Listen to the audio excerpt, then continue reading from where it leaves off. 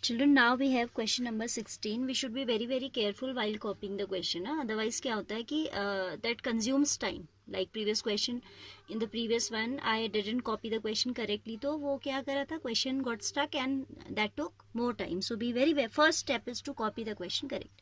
ठीक है. So 16th one is cos y equals to this. हमें ये लेके आना है result, and we are given that cos a is not equal to plus minus 1. So you can see here what we have to obtain dy by dx. What I am doing in this question, ये जो आपको solution I have started, तो यहाँ पे हमें क्या है, ये मैंने वही कॉपी किया है जो हमें दिया हुआ है, cos y equals to x cos a plus y.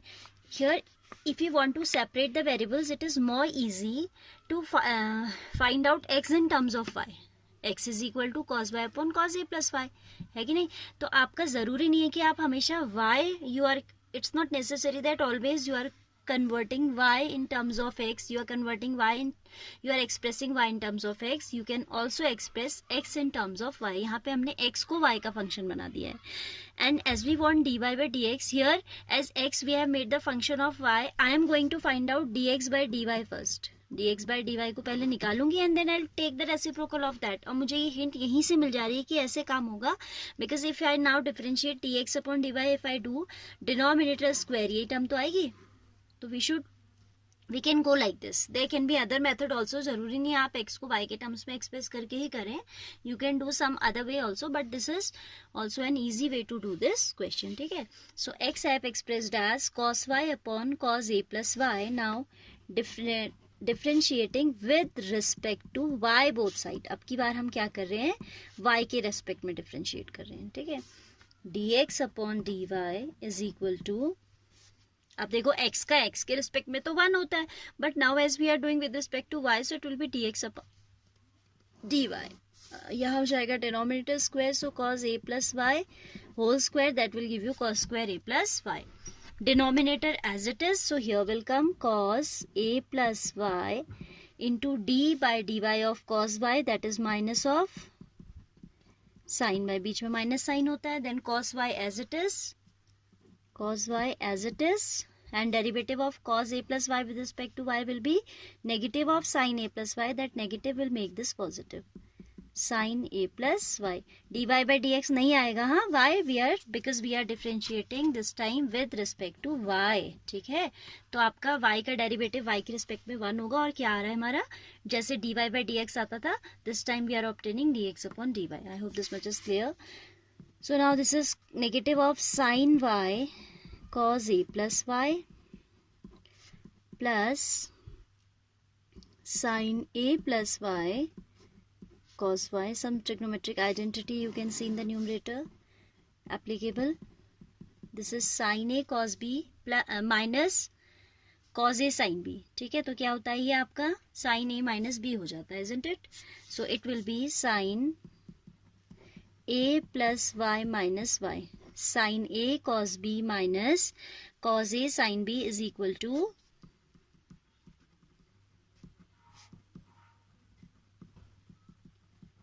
sin a minus b. Here in place of a we are using angle a plus y, और b के प्लेस में y यूज हो रहा है, तो ये आ जाएगा sin a plus y minus y upon cos square a plus y. y will get cancelled, and dx upon dy we are getting equals to sin a upon cos square a plus y. As we want dy by dx, taking reciprocal both side, dy by dx we will obtain equal to cos square a plus y upon sin a. That's what we have to obtain. यही आपको किसकी value निकालनी थी, dy by dx की निकालनी थी. So hence proved. Now I am taking question number next also along with this only, question number 17. 17th one says that x is equal to a cos t plus t sin t, and y is equal to a sin t minus t cos t. We have to obtain what, d2y upon dx square. ये आपको निकालना है कि कितना होगा. x is a cos t plus t sin t. Check the question. And y is equal to a sin t minus t cos t. We have to obtain what? We have to obtain d2y upon dx square. As you know that both are here not directly related, these are related, x and y are related to the parameter t. This is the function in parametric form. So we will differentiate in that manner only. We will find out dx by dt as well as dy by dt, then we will divide. ठीक है, dy by dt by dx by dt. तो आपको x आपके पास है a cos t plus t sin t, isn't it?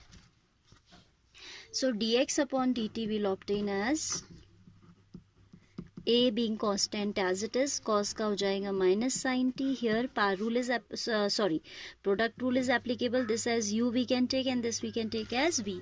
तो uv rule आपका लगेगा तो आपका हो जाएगा derivative of t is 1 into sin t as it is plus t as it is, sin t का डेरिवेटिव हो जाएगा cos t. ठीक है, मैंने d by dt इस फॉर्म में नहीं लिखा है, डायरेक्ट लिखा है. cos t is derivative with respect to t is minus sin t. फिर इसमें जब हम लगाएंगे तो u du by dt is 1, du by dt is 1, v as it is plus u as it is, d by dt of sin t is cos t.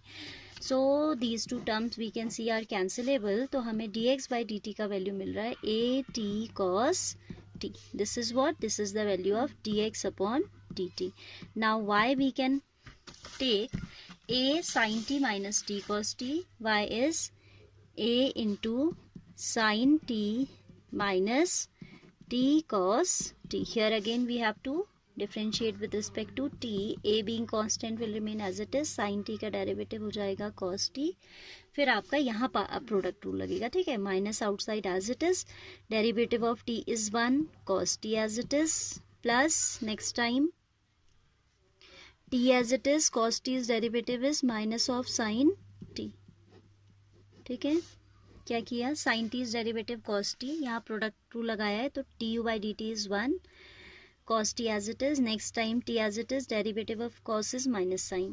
Bracket खोलें तो आपको मिलता है cos t minus cos t minus minus plus t sin t. So you can see this time cos t is getting cancelled, तो हमें मिला at sin t. This is what? dy upon dt. This is what? dy upon dt. Now we will find out dy by dx as dy by dt divided by dx by dt. dy by dt is at sin t and dx by dt is at cos t. तो ये आपका cancel होके resulting into 10t. This is the value of what? This is the value of dy upon dx. We have to find out d2y by dx. What do we have? dy by dx is equal to 10t. So d2y, again differentiating with respect to x, will be equal to d by dx of d by dt of, क्योंकि ये function है किसका? t का, तो पहले t के respect में होगा, d by dt of 10t and then by chain rule t को हमें करना पड़ेगा किसके रिस्पेक्ट में? x के रिस्पेक्ट में. d by dt of 10t by chain rule dt by dx. ठीक है, d2y upon dx square, this is d by dt of 10t is sec square t and dt upon dx. हमारे पास dx by dt की value है ना, तो this implies dt upon dx इसका reciprocal हो जाएगा 1 upon at cos t हो जाएगा फ्रॉम 1. ठीक है, विजिबल है ना. This is dx upon dt at cos t. So if we take reciprocal of this, dt by dx will become 1 upon at cos t. So this is d by dt 10t sec square t. dt by dx हो जाएगा आपका 1 upon at cos t. Sec square means 1 upon cos, so this become 1 upon at cos cube t. This should be the answer, 1 upon at cos cube t. और अगर sec के term में देना है तो आ जाएगा sec cube t upon at. both in both the forms the answer can be written either like this or like this. ठीक है.